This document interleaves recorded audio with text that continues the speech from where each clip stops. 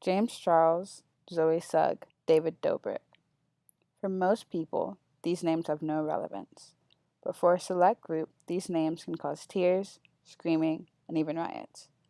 Each of these social influencers have several million subscribers on YouTube alone, 14 million, 11 million, and 10 million respectively, and they are not even the top users on the platform. However, they do not make their living solely on posting videos.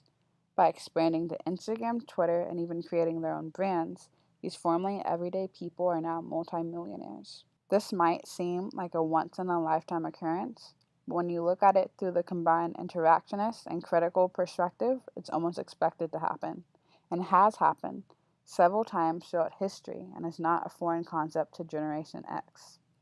The first step to understanding influencer culture is to fully comprehend the definition of the term. An influencer is simply a person or thing that influences.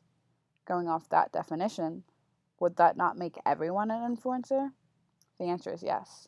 Charles Horton Cooley, a sociological theorist, came up with the concept that we form our image based on the judgment and evaluation of others.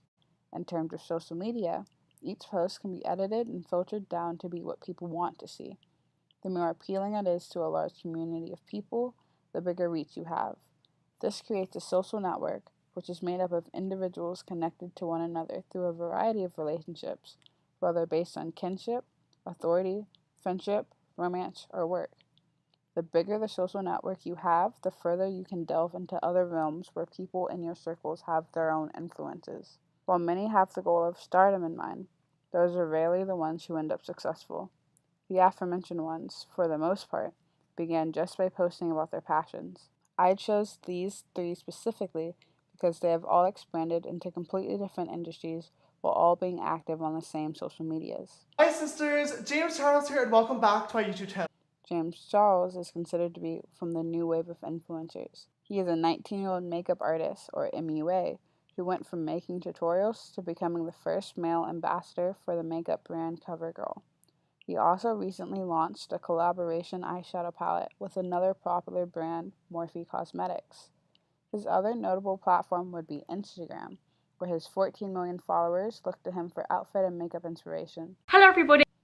28-year-old Zoe Sugg, known to most as Zoella, rose to popularity during the first round of internet fame. YouTube was originally known for funny, short clips, and no one had really thought to consistently upload personalized content. After deciding to upload videos alongside her blog posts in 2009, Sugg amassed a large following and soon started a second channel to post glimpses into her everyday life. Since then, she has written 3 books, been featured on several tours and conventions, and created her own beauty, lifestyle, and merchandise brands. What's up, guys? So SeatGeek is an amazing app that helps you buy tickets in literally the easiest way possible. David Dobrik, aged 22, got his start in 2013 on the now-ended platform called Vine. Though he had a lot of success there, his career really took off when he began his YouTube channel. His content consists of scripted vlogs with his friends as the actors and features elaborate surprises for them, such as flamethrowers or exotic animals. He then counters these shocks by gifting them with money, hard-to-get tickets, or even new cars. Dobrik now has a merchandise franchise as well as a podcast and several brand sponsorships. The Vlog Squad, as he and his friends are often called, are a part of the in-between era of internet fame as they came out of a time where internet stardom had been achieved before but was not as widespread as it is now. However, Dobrik's content is not just fire and fun. You born here? No, Slovakia. Oh, you and me, la migra. And it's looking that Donald Trump is probably going to have me deported very soon because he's ending DACA, and that's what's holding me here in this country. Born in Košice, Slovakia, he moved to the United States at a young age and became protected under DACA, the Deferred Action for Childhood Arrivals. When the DACA policy risked not being renewed by President Trump in 2017, Dobrik used his platforms to raise awareness and to encourage his supporters to take action. While this might have been a new occurrence during the age of YouTube, it is not unheard of. As Rubin and Melnick state, you cannot separate immigration from popular culture. All of these people form their foundation on the internet, and then over time gained footing on multiple platforms to create an empire. After looking at their history, one cannot help but to look at it from the critical perspective due to the fact that this is all based off of individual interest. Many wonder how these young entrepreneurs afford not having a typical 9-to-5 job alongside the fame count. While this might seem like a new age concept funded and made popular by Generation Z, influencers were around long before social media became relevant. For Generation X, the equivalent of social media influencers are reality television stars.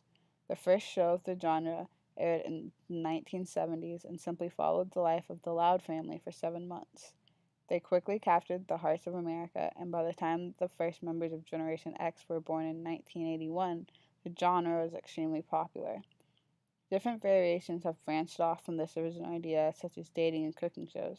What kept viewers coming back was the drama and being able to watch everyday people in high-intensity situations. The watchers then began to recognize the subjects of these shows, with arguably no marketable talent other than their personality, when they would be out doing daily tasks, and thus the concept of reality stardom was born. Their social network was grown manually through show crossovers and galas, but it grew nonetheless. One could even argue that these influencers had it easier, as the technology that can so easily capture a slip up now had not yet been invented.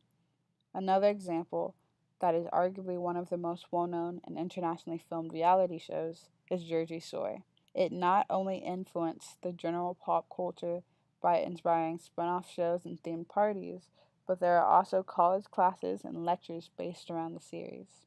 In a similar fashion to Dobrik, the show is focused around Italian Americans, but instead deals with the issues of stereotypes, since the terms that are frequently used, Guidos and Guidettes, are either slurs or a declaration of national pride, depending on who you speak to.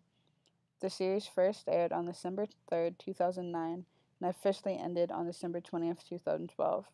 Reruns still run today. The most recent spinoff, Jersey Shore Family Vacation, aired in April 2018 and is still on today. Overall, everyone is an influencer of some sort.